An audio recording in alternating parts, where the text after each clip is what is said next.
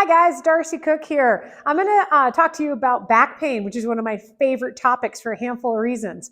One of the first reasons is a lot of us deal with back pain, right? It's a pretty prevalent issue in the United States. The second thing is the data has changed drastically in the 20 years I've been practicing. And so my goal is that I can offer you some information that will make you feel hopeful.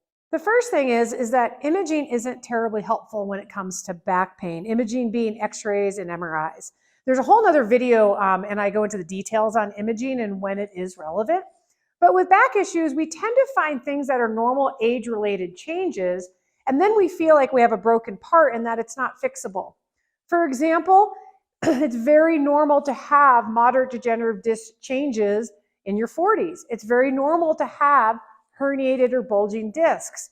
It's very common to have arthritic changes in your joints. So I refer to these as wrinkles on the inside. It would be no different than me coming up to somebody and saying, oh my gosh, you got wrinkles. We expect to have wrinkles in our 40s. So a lot of these are age-related changes, but again, they make us feel a little bit despondent. What we do know about back pain is it really boils down to three major buckets. The first bucket is a motor recruitment error, which is how you move. The second bucket is how strong you are. And the third bucket is stress management. So let's go into those a little bit. Motor recruitment errors. One of the things that's the most bastardized is working on your abdominals. So working on your abdominals would be like doing a sit-up. And that is great for trunk strength. But when we're talking about stabilization, we're referring to core stabilization. So it's the ability to get our abs on. And we have a couple videos on our YouTube channel that we'll reference that teaches you how to do that. So we call that your guts. We also know that we need to have our glutes engaged or our butts. So the more we have our guts and butts on, the less likely we are to have back pain.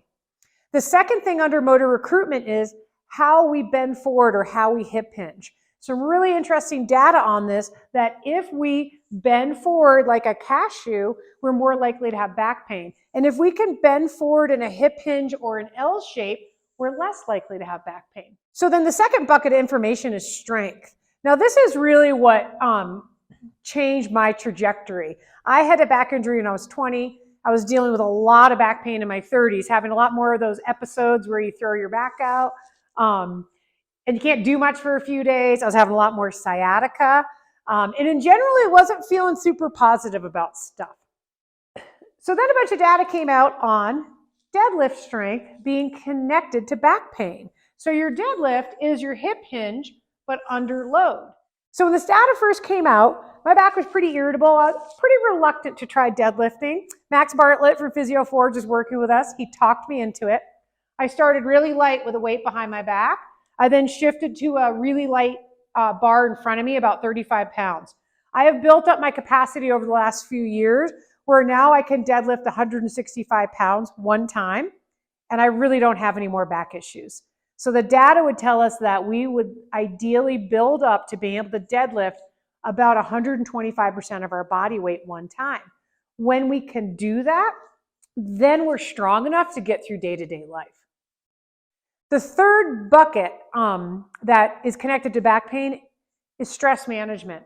Cortisol is very sensitizing to our nervous system. It creates a lot of nerve pain, which is like sciatica or tingling down the arm. And it also encourages our body to put more energy into our spine to protect it. So if you think about it, if a grizzly bear is running at you, fight, flight, or freeze. Most of us are gonna freeze and we're gonna go and tighten up our back muscles. So the more stressed we are, the more likely we are to have back pain. Check out my video on the 5 that explains the nervous system in a little bit more detail. So my goal with this video is to be hopeful, to let you know that you can change long-standing back pain, you can change an acute flare-up, and you can do it pretty quickly. So check out our playlist. It has a bunch of different ideas on dealing with nerve pain, finding the guts and butts, and some workouts to help you build that capacity in your core and in your hip hinge shape. Check out the rest of the playlist for ideas, and if it's possible, come in and see us because we do have the tools and the system to get you over this for the long term.